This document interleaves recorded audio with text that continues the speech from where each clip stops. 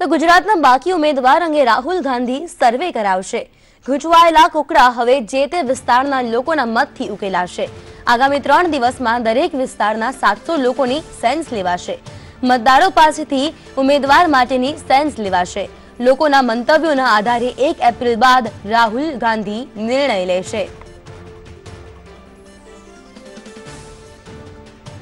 તો રાહુલ ગાંધી હવે નિર્ણય કરશે, પરંતુ એ પહેલા જે પણ બેઠક પરના ઉમેદવારનું કોકડું ગૂંચવાયું છે તેને લઈને હવે લોકોની સેન્સ લેવાશે।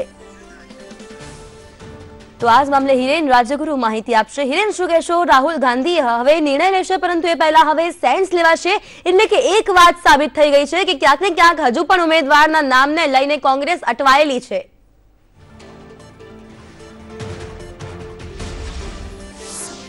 જે બેઠકો બાકી છે તે પૈકીની ગણતરીની એટલે કે 2 કે 3 બેઠક ઉપર હાલ સર્વસંમતિ સધાઈ છે, પરંતુ એ બેઠકનો નિર્ણય પણ હાઈકમાન્ડ ઉપર છોડી દેવામાં આવ્યો છે। વાત કરીએ બેઠક અમરેલીની, તો અમરેલીમાં સર્વસંમતિ સધાઈ છે, પરંતુ નિર્ણય હવે હાઈકમાન્ડ લેશે।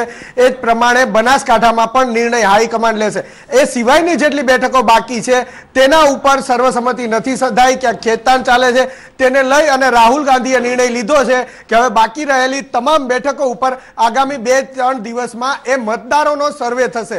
રોજ 700 જેટલા મતદારોને તેની ટીમ મળશે, તેની પાસેથી સર્વે કરશે અને તેની પાસેથી જે નામ આવશે તે કોંગ્રેસ અધ્યક્ષ રાહુલ ગાંધીને તેનો રિપોર્ટ આપવામાં આવશે અને રાહુલ ગાંધી 1 એપ્રિલ પછી આ બાકી રહેલી બેઠકો ઉપર ઉમેદવાર અંગેનો નિર્ણય લેશે। એટલે પરિસ્થિતિ અત્યારે સ્પષ્ટ થઈ ગઈ છે કે જેટલી બેઠકો બાકી છે તેમાંથી ગણતરીની એટલે કે 2 કે 3 બેઠકોને બાદ કરતા બાકીની બેઠકોના ઉમેદવાર અંગેની ચર્ચા, એ અંગેની જાહેરાત હવે 1 એપ્રિલ પછી જ થશે। એટલે ગુજરાત કોંગ્રેસના ઉમેદવારોની જાહેરાત હજી લટકતી રહી છે અને તે આ માર્ચ મહિનામાં નહીં થાય, એપ્રિલ મહિનામાં 1 એપ્રિલ બાદ જ થશે। સૌથી મહત્વની વાત કે નેતાઓના સમીકરણ કામ નથી કર્યા, એના કારણે હવે મતદારોની સેન્સ કામ કરશે અને તે અંગેનો રિપોર્ટ રોજ 700 જણાનો તૈયાર કરાશે અને રાહુલ ગાંધીને અપાશે। હિરેન, આપનો આભાર માહિતી માટે।